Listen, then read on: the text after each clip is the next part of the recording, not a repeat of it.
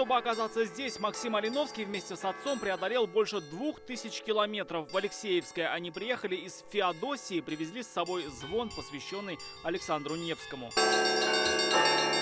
19-летний Максим звонит уже 11 лет. Колокола – его страсть. Если не мог подняться на колокольню, тренировался дома. Я сделал переносную звонницу из колокольчиков для рыбалки.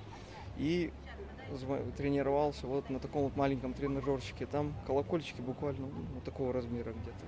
Папа мой, он до сих пор, можно сказать, не особо меня поддерживает. Галина Максименко из Самары – одна из немногих девушек-звонарок с колоколами на «ты» уже 13 лет. С тех пор, как попала на первые Алексеевские перезвоны. Вспоминает, тогда было 5 участников, сейчас почти в 10 раз больше. Я думала, что это будет как хобби. Вообще я училась на инженера.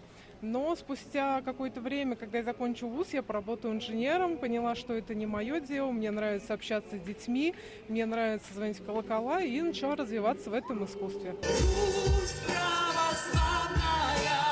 Таких влюбленных в свое дело звонарей сегодня 46. Они приехали из 15 регионов России и Беларуси.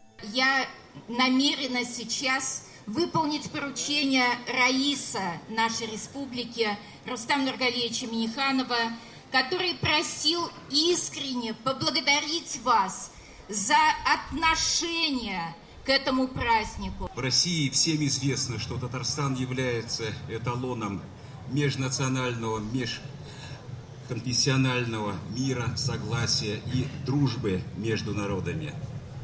И это яркий пример. По традиции для гостей праздника выставка народной кухни и состязания в старорусских народных забавах. А вот ярмарка изделий народных промыслов. Здесь и поделки покажут, и ремеслу научат. Чтобы наши дети потом ткали, также вспоминали других бабушек, прабабушек, то, что они тоже раньше так занимались. Однако главное событие – это звоны лучших мастеров России. Говорят, у каждого колокола есть свой язык, и только в руках мастера они начинают разговаривать. Ведь каждый перезвон имеет свое значение – постный, будничный, праздничный. А вообще видно, что все это довольно сложный музыкальный инструмент. И для того, чтобы сыграть одну мелодию, задействуется, как в данном случае, целых 14 колоколов. От самого маленького размером с кружку до вот этого гиганта. Управлять им руками уже не получается, поэтому звонари задействуют и ноги.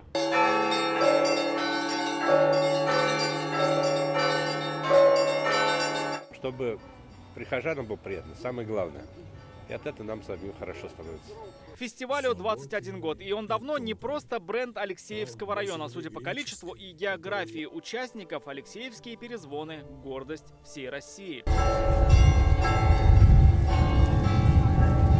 Рамиль Шайдуллин, Адель Мендубаев, ТНВ, Алексеевский район.